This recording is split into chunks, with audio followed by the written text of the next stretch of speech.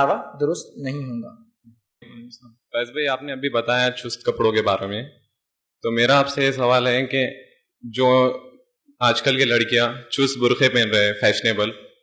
تو پہننا صحیح ہے یا غلط ہے؟ اگر غلط ہے تو آپ سے میری گزارش ہے کہ آپ یہاں کے لوگوں کو اور والدین کو بتائیں کہ اپنے بیٹیوں کو ایسے کپڑے نہ دلائیں اور ایسے برقعے نہ دلائیں۔ بھائی نے ایک سوال کیا کہ جو میں نے لباس کے بارے میں کہا، تو حدیث میں ہے کہ چست اور پتلا لباس پہننے والیاں جنت میں نہیں جائیں گی، اور برقعہ جو ہوتا ہے وہ زینت کو چھپاتا ہے۔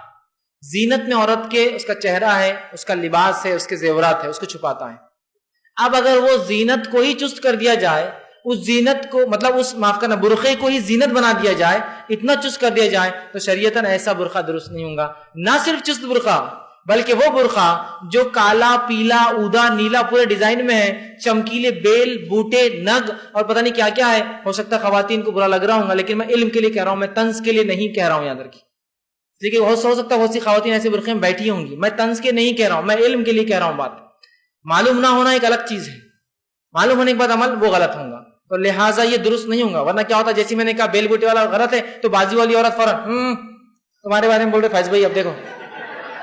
نہیں، اس لیے میں کلیئر کر رہا ہوں، میں کسی کو نشانہ نہیں بنا رہا ہوں، میں علم کے لیے بول رہا ہوں۔ تو لہٰذا یہ نہیں چلیں گا۔ زینت کو چھپانے کے لیے برقعہ ہے، آپ برقعوں پہ زینت اختیار کر لیں گے، ناک، بیل، بوٹے، چمکی، اسٹیٹس کیا ہے میرا اسے پتہ چل رہا ہے ڈیزائن سے۔ اور کچھ برقعے ایسے ہوتے، کچھ کالا ہے، کچھ کھلتا ہے تو اس میں لال لال لال لال پورے ہوا، تو برقعہ تو نہ آپ کو ڈھانک رہا ہے، بلکہ وہ تو وجہ بن رہا ہے کہ لوگ دیکھیں کون آ رہا ہے یار، یہ عجیب غریب پہن کے، یہ تو کون سے ملک کا جھنڈا ہے، یہ کون سے ملک کا فلاں ہے، یہ ہے نا، آدمی دیکھتا ہے اس طرح متوجہ ہو کر کہ بھئی کیا شو پیس آ گیا معاملہ، اور یہ کون سا فیشن ہے کہ لوگ اب اندر جو بتا نہیں سکتے اسلام کے نام پہ چھپانا ہے تو اس کو اس طرح سے برقعوں کے طور پہ چھلکائے۔ تو میں کہوں گا برقعوں کی حقیقت جانیے۔ ایک تفصیلی بحث میں نے برقعوں پہ کی تھی پردے کے میرے عنوان پر، پچھلے سال 27 کو اسی روز تھا وہ، پردے کی اہمیت ہے، اور میں نے صحابیات، امہات اور ان کی اتنی مثالیں رکھی تھی کہ پردے کو ہم سمجھے پردہ زینت کو چھپانے کے لیے میری بہنوں، پردہ زینت کو چھپانے کے لیے میری ماؤں، یہ زینت کو بتانے کی چیز مت بنائیے، اس کو اپنی زینتوں کو چھپانے کی چیز بنائیے۔ ڈھیلا ڈھالا ہو، عام وہ رنگ کا ہو جو رنگ میں لوگ پہنتے ہیں آپ کے علاقے کے اندر،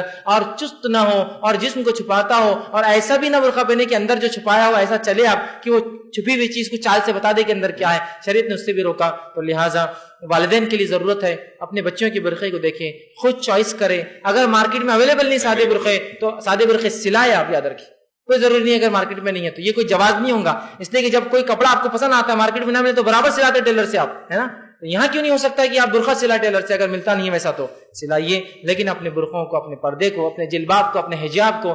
قرآن و حدیث کی مطابق کیجئے، ورنہ یہ کوئی فائدہ نہیں دیں گا اس دنیا میں، اور نہ ہی پھر جو آخرت میں مومن کو فائدہ ہوگا وہ اس کو اس سے ملیں گے۔ کسی نے